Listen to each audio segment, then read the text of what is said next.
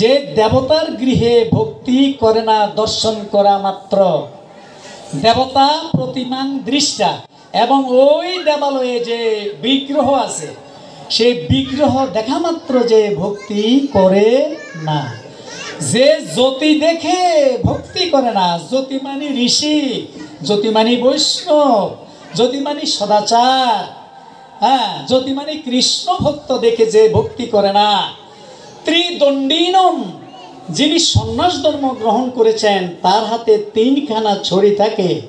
বৈষ্ণবেরা যারা এই ঋষি, এখন যারা সন্ন্যাসী, তারা কিন্তু দাড়ি রাখে এই কার্তিক মাসে। দাড়ি অনেকেই রাখে, আমরাও 2-1 বছর রাখছি, আমরাও ক্ষুরকর্ম করি নাই, কিন্তু এটা বাধ্যতামূলক নয়। যারা ঋষি, যারা জ্যোতি, তারা রাখলে ভালো হয়। তাছাড়া যদি অপর কেউ রাখেন তা তো দোষের কিছু নাই, ঋষিরা এটা রেখে থাকেন।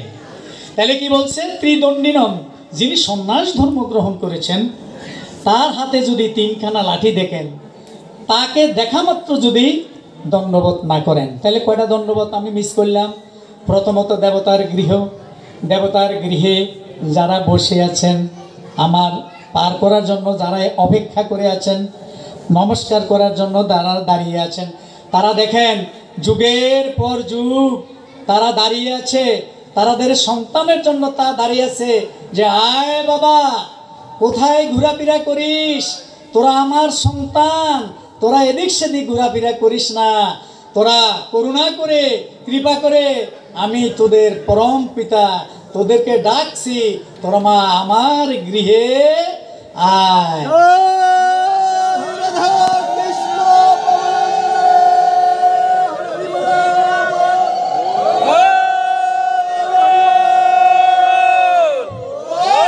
দেখেন তারা হাত উঁচিয়ে আছে, গৌরাঙ্গ প্রভু হাত উঁচিয়ে আছে তাদের সন্তানের জন্য, নিত্যানন্দ প্রভু প্রেম দেওয়ার জন্য হাত গুইয়ে করে আছে, উপদেশ দেওয়ার জন্য অদ্বৈতাচার্য প্রভু তিনি হাত উঁচিয়ে আছেন। আর আমরা তার সামনে গিয়ে হাত উঁচিয়ে একটু দণ্ডবোধ প্রণতি নিবেদন করি না।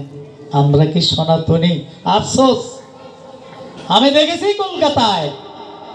কলকাতার ধর্ম আমি দেখেছি, এক হাতে জুতো আর এক হাতে কালিমারে ভক্তি করে।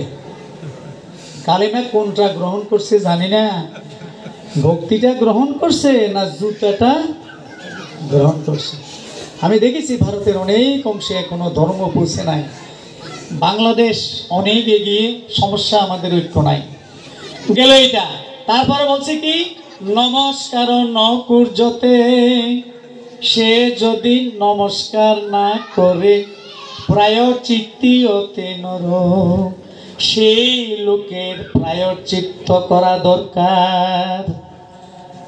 5টা জায়গায় ভক্তি করে নাও, 5টা জায়গায় ভক্তি করে নাও, তার তার পাপের প্রায়শ্চিত্তের দরকার।